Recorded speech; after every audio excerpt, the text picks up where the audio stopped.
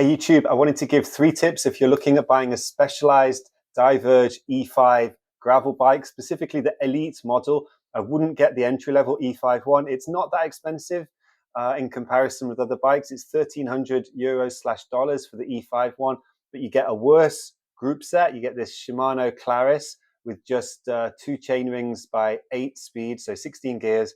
You've got mechanical disc brakes.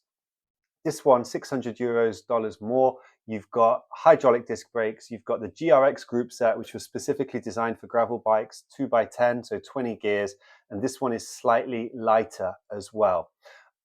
Insights, what have I found using this bike? I'm faster on this bike than I am on a road bike for some reason. Before this, I had a Trek Alpha 1.2. It's a lighter bike. It had thinner tires, going flat for long distances. That should be the faster bike. For whatever reason, I was faster on this one. So I think it's just very, very rigid. And the frame is just made lightweight. It's 10 kilograms, which was slightly heavier than the Trek, but for whatever reason, I could go faster and for longer.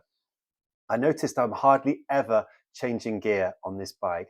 I've got it in quite a high gear and it just feels natural in that gear all the time, whether I'm commuting or going to work or doing road bike trails.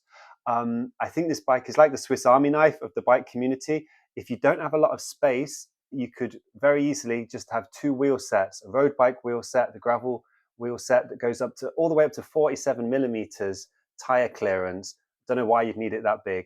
But you could change them over. The only thing is then I find I'm always changing the pedals on this bike. I've got SPD, SPD SL, Look, and I have to change the seats quite often as well.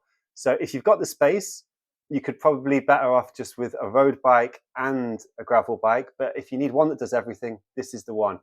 Check out my reviews on all the accessories, like and subscribe, and put any comments below. Thanks.